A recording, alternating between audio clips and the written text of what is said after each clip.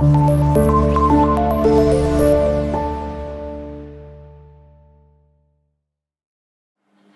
वालेकुम। मैं आपका केमिस्ट्री टीचर मोहम्मद अब्दुल्ला ज़िया। आज के लेक्चर में हम एक इंतहाई इम्पोर्टेंट टॉपिक पढ़ेंगे, आयोनाइजेशन एनर्जी। आयोनाइजेशन एनर्जी जो टॉपिक है, किसी भी एटम से जो हम एक इलेक्ट्रॉन निकालते हैं उसमें जो एनर्जी हमें लगती है हम उसे कहते हैं आयोनाइजेशन एनर्जी। इसको हम डिटेल से देखेंगे कि ये एक वेरी मोस्ट इम्पोर्टेंट टॉपिक है केमिस्ट्री के चैप्टर नंबर 1 में। चैप्टर नंबर 1 में टॉपिक है आयोनाइजेशन एनर्जी। सबसे पहले हमें ये चीज समझना पड़ती है कि आयन क्या होता है। आयन होते हैं हमारे पास दो, एक पॉजिटिव एक नेगेटिव। यानी एक हमारे पास पॉजिटिव आयन है और एक क्या है, नेगेटिव आयन।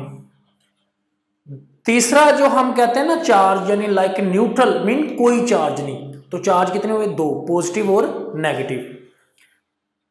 अब आयंस जो है बेसिकली ये निकला है, आयंस कहते हैं, आयंस आर दो species which carry either a positive और नेगेटिव चार्ज। जब एटम के ऊपर चार्ज आता है तो वो दो तरह का होता है, पॉजिटिव या नेगेटिव। तो आयोनाइजेशन किसे कहते हैं, उस प्रोसेस को कहते हैं जिसमें आयन बनते हैं। The process in which ions form is called ionisation. तो एनर्जी कहते हैं the ability to do work, जो उसमें हम काम करते हैं, जिसमें हमारी एनर्जी इस्तेमाल होती है, वर्क होता है। तो हमारे पास आयोनाइजेशन एनर्जी की हम जो डेफिनेशन लिखते हैं वो क्या है, energy needed to remove 1 mole of electron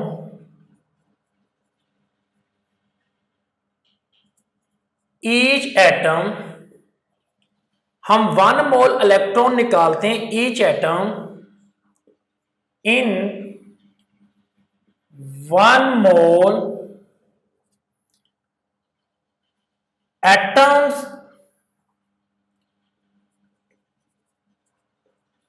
of an element. हमारे पास atoms of an element, atom जो एलिमेंट का हिस्सा है, इन गैसियस स्टेट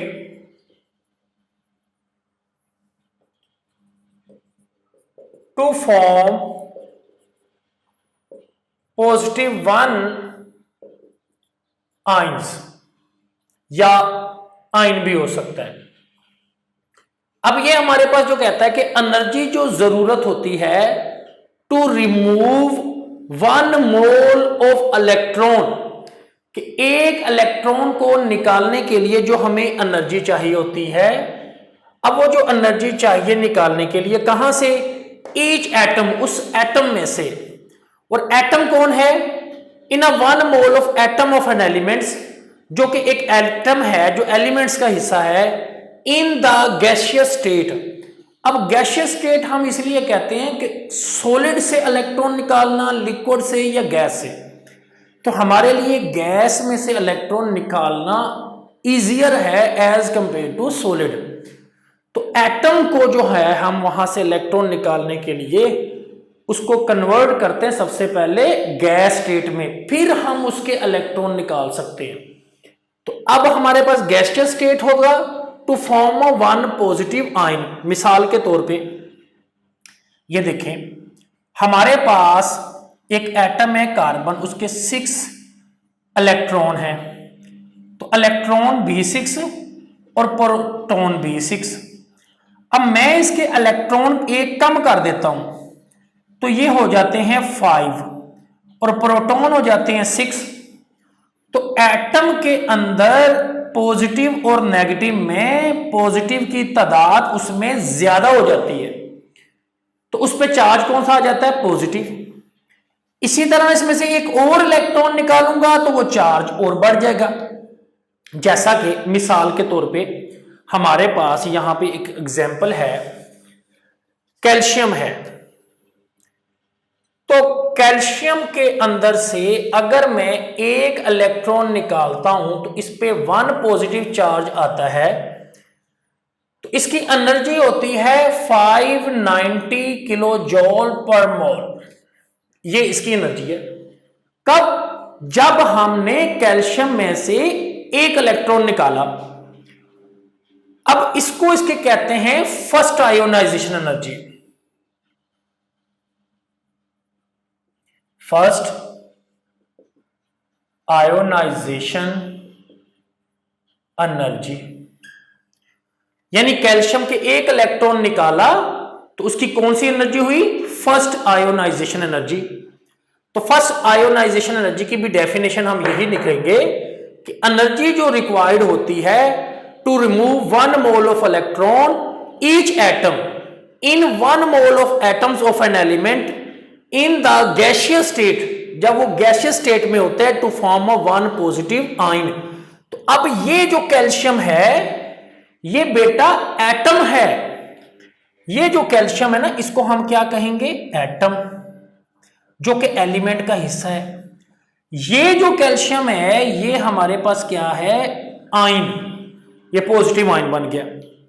अब मिसाल के तौर पे मेरे पास एक एटम है और उसके लाइक ये इलेक्ट्रॉन पकड़े हुए, ये देखें ये इलेक्ट्रॉन है।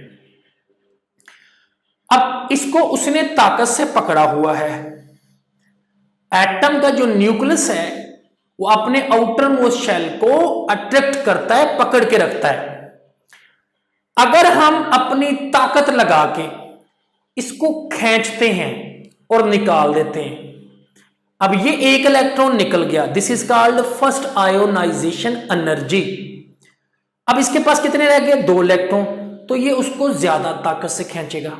ये देखें, ये मेरे पास फिंगर है, तो मेरी फिंगर जो है इस पहले 3 मार्कर्स के ऊपर यानी 3 इलेक्ट्रॉन के ऊपर अच्छे से मजबूती के साथ पकड़ा हुआ था। लेकिन जैसे ही मैंने एक मार्कर निकाला तो मेरा हाथ बाकी 2 पे और ज्यादा मजबूती से टाइट हो गया। अब अगर मैं इसी ही आइटम से जिससे एक इलेक्ट्रॉन निकाला था दोबारा फिर निकालूं तो इसके ऊपर ऑलरेडी पॉजिटिव चार्ज है, तो इसमें से एक इलेक्ट्रॉन और निकालूंगा तो इसके ऊपर कौन सा चार्ज आएगा? 2 पॉजिटिव। तो इसको कहेंगे सेकंड आयोनाइजेशन एनर्जी। और अगर इसमें से तीसरा निकालूंगा तो इसे क्या कहेंगे? Third ionization energy.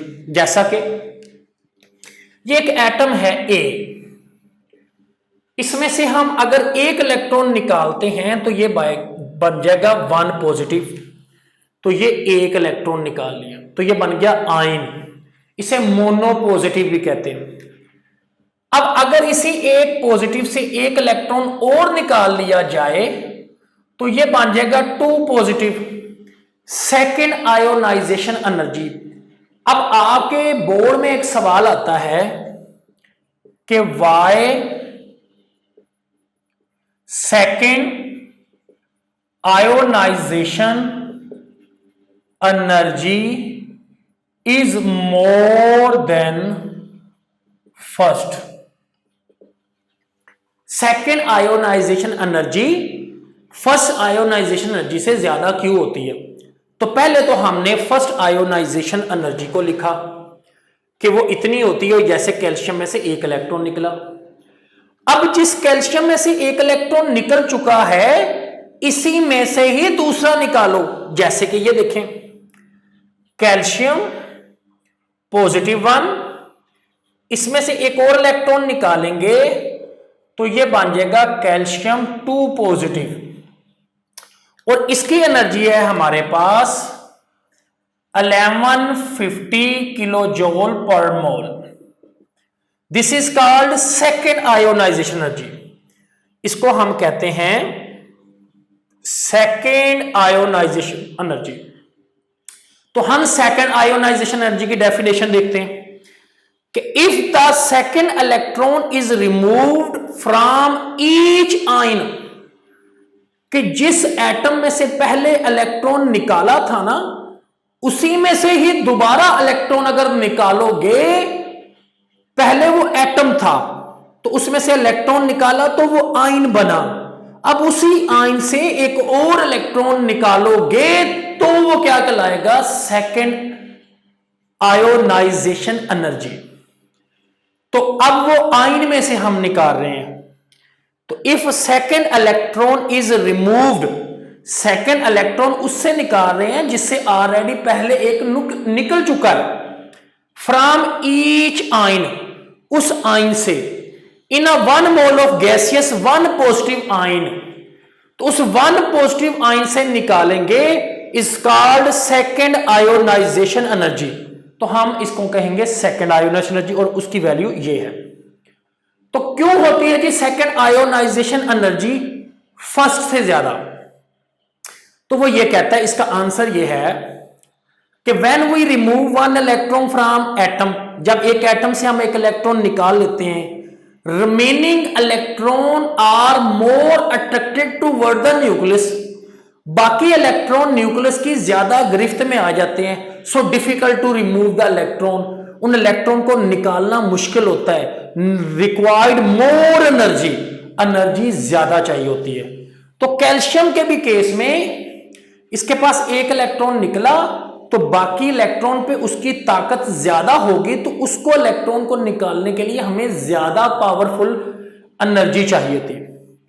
इसी तरह हम थर्ड पे चले जाते हैं कि अगर मैं क्या कहता हूं कि कैल्शियम जो है जिसमें से ऑलरेडी 2 इलेक्ट्रॉन निकल चुके हैं, उसमें से एक और इलेक्ट्रॉन निकालता हूं तो यह बन जाएगा Ca3 पॉजिटिव, कैल्शियम 3 पॉजिटिव, मजीद एक इलेक्ट्रॉन निकालने से, तो एनर्जी होती है इसकी 4940 किलो जॉल पर मोल, ठीक है, किलो जॉल पर मोल।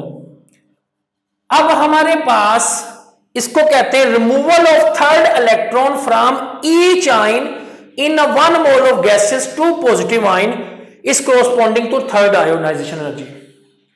तो यहां पे हमने सीखा first ionisation energy, second ionization energy and third ionization energy. और थर्ड आयोनाइजेशन एनर्जी उससे भी ज्यादा लगेगी, क्योंकि जितना हम इलेक्ट्रॉन निकालते जाएंगे न्यूक्लियस उस पर और मजबूत होता जाएगा और उसके खिलाफ हमें एनर्जी और ज्यादा लगानी पड़ेगी।